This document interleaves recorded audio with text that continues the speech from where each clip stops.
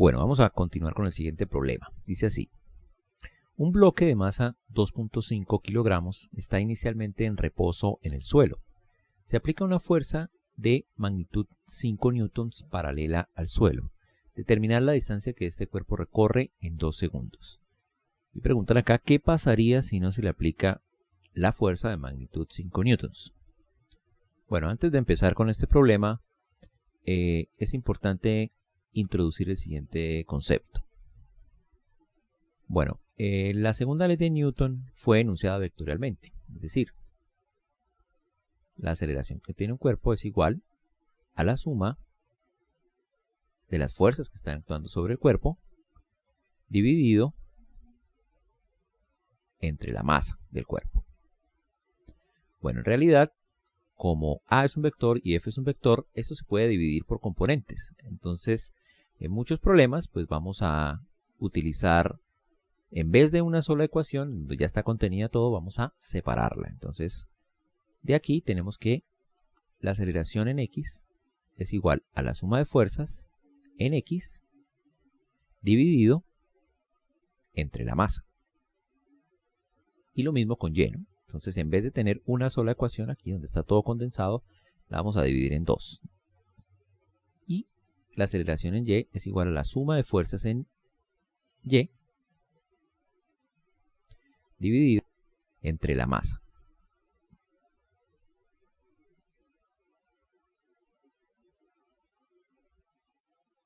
Bueno, ahora sí, ocupémonos del problema. Vamos a asumir que este es el suelo.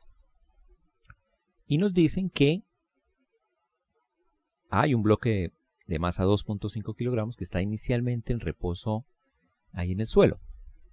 Bueno, ¿qué necesitamos para determinar el futuro del sistema? Las fuerzas que nos conducen a la aceleración, ya tenemos la masa, y las condiciones iniciales. Condiciones iniciales nos están dando. Nos dice que está inicialmente en reposo. Entonces vamos a escoger el sistema de coordenado precisamente ahí para que la posición inicial sea 0. Tanto en X como en Y. Bueno, nos dicen que se aplica una fuerza de magnitud 5 newtons paralela al suelo. De esta manera.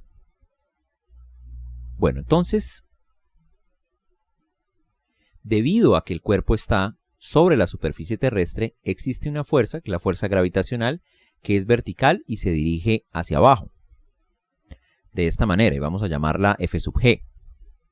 Bueno, entonces aquí viene el análisis. Sabemos que este cuerpo, debido a que tiene esta fuerza siendo aplicada, se va a mover sobre el eje X. Eso lo sabemos porque las condiciones iniciales nos lo dicen. La velocidad inicial es igual a 0. Si tuviera una velocidad inicial, por ejemplo, hacia arriba, él saltaría hacia arriba, o si tuviera una velocidad inicial con cierto ángulo con respecto al eje X, tendríamos que sumar las fuerzas y tomar en consideración esas condiciones iniciales. Debido a que parte del reposo y hay una fuerza en este sentido, entonces sabemos que el cuerpo intuitivamente va a estar restringido a moverse por esta trayectoria. Si solo existieran la fuerza F y la fuerza F sub G, harían una suma de fuerzas en esta dirección y el cuerpo se movería en esta dirección. Sin embargo, está el suelo y ella se va a mover en esta dirección. Debido a eso, entonces existe una fuerza que el piso le está haciendo al cuerpo y es la fuerza normal que es perpendicular al suelo. Y vamos a llamarla N. Como sabemos de antemano que el cuerpo se va a mover sobre el eje X, ¿eso qué implica? Implica la siguiente restricción. Implica que Y de t va a ser siempre 0. Entonces ya sabemos algo sobre el vector R de antemano, porque la restricción nos lo está diciendo. Debido a que de Y de t es igual a 0, siempre va a ser 0, entonces la velocidad en Y también es igual a 0. La velocidad en Y como función del tiempo es igual a de Y de t, y como Y es 0, la derivada es sencillamente 0. Es más, la derivada de B con respecto al tiempo, B sub Y con respecto al tiempo, es también igual a 0. Eso implica que la aceleración, A sub Y, que es igual a dB de Y de t, sea también igual a 0. Entonces la restricción nos llevó a que la aceleración en y es igual a 0. Pero la aceleración en y es igual a la suma de fuerzas en la dirección y dividido por la masa. ¿Y qué fuerzas tenemos en y? Tenemos la fuerza gravitacional y tenemos la normal. Entonces, antes de proseguir por aquí, vamos a tratar de enunciarlas en términos de nuestros vectores de la base. Entonces, ¿cómo es f sub g? F sub g tiene magnitud mg y va en la dirección menos j. ¿Y cómo es n?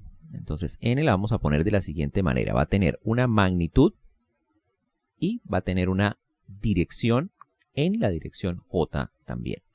Entonces la podemos poner ya por acá. Entonces sería la suma de fuerzas en y menos mg más n. Dividimos entre la masa. Observen que ya pierde carácter vectorial porque dividimos la segunda ley de Newton en dos, una en componente y otra en componente x, dividido entre m. Pero sabemos que eso es igual a 0. Y si pasamos a multiplicar la m, esto implica que menos mg más n sea igual a 0, y de ahí obtenemos el valor de n. N es igual a mg. Entonces, recapitulando, debido a que sabíamos que existía una restricción, ya sabíamos cómo era y de t de antemano. Eso nos hizo concluir sobre la aceleración. La aceleración en y igual a 0. Y haciendo el análisis de la segunda ley de Newton, llegamos a que esta fuerza que inicialmente no la conocíamos, pues ya la llegamos a conocer. Bueno, ahora vamos a escribir la fuerza F en términos de los vectores de la base. La fuerza F es sencillamente 5 en dirección Y. ¿Por qué? Porque la magnitud de la fuerza es 5 y ella es paralela al eje X. Aquí entonces podemos utilizar la segunda ley de Newton en el eje X. La aceleración en X es igual a suma de fuerzas en X dividido entre la masa. Y eso es igual a 5 dividido en 2.5, que es la masa del cuerpo. Y eso es igual a 2 metros sobre segundos al cuadrado. Bueno, con esta información podemos hacer una integración y utilizando las condiciones iniciales podemos llegar a calcular x. Bueno, sabemos que a de x es igual a db sub x de t, y por esta ecuación sabemos que eso es igual a 2. Tenemos que conseguir ahora una función tal que al derivarla nos dé 2t más c sub 1. Ahora, condiciones iniciales. Sabemos que parte del reposo, por lo tanto, bx de 0 es igual a 0. Y evaluando aquí 0, obtenemos bx de 0 igual a 2 por 0 más c sub 1. Esto es igual a c sub 1. Y por esta condición, entonces, esto es igual a 0. Tenemos entonces finalmente para la velocidad b sub x de t igual a 2t. Ahora, b sub x de t es igual a dx de t. Entonces tenemos que buscar una función x de t tal que al derivarla nos dé b sub x de t. Esto es igual a 2t. Entonces tenemos que x debe ser igual a 2t al cuadrado sobre 2. ¿Por qué? Porque al derivarla baja este 2, se va con este 2 y nos da 2t más d sub 1. Condiciones iniciales.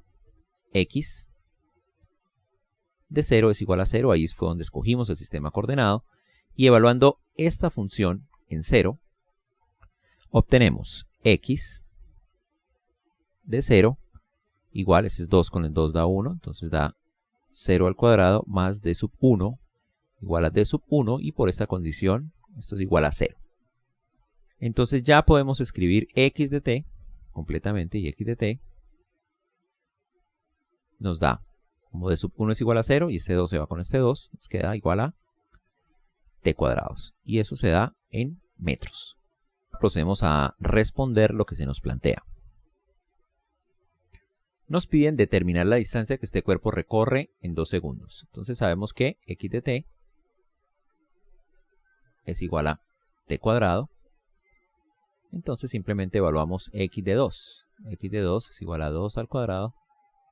Es igual a 4 metros. Bueno, se nos pregunta también qué pasaría si la fuerza paralela al suelo, la de 5 newtons, no existiera. Vamos entonces a hacer un esquema. Supongamos entonces que tenemos el suelo, aquí tenemos el bloque, y no existe ninguna fuerza en esta dirección. Observando las condiciones iniciales, como las condiciones iniciales son en reposo, ella estando ahí, pues sabemos que ya no va a ni ir para arriba ni irse a cierto ángulo con respecto al horizontal. Entonces, de nuevo, y de t sabemos que es igual a 0. Ahora, la suma de fuerzas en la dirección x nos ayudan a obtener la aceleración en x. Pero no hay no hay fuerzas en x, por lo tanto eso es igual a 0. A sub x igual a 0. Si ustedes calculan la velocidad y calculan x con esas condiciones iniciales, esto les va a dar automáticamente x de t igual a 0. Entonces el cuerpo, si empezó en reposo, pues permanece ahí, porque suma de fuerzas en y es igual a 0 y no existen fuerzas en x. Suma de fuerzas en x también es igual a 0. Hay una observación interesante que tenemos que hacer acá. Entonces, recapitulando, sabíamos de esta restricción, y siempre iba a ser 0, y eso nos llevó a obtener una expresión para n.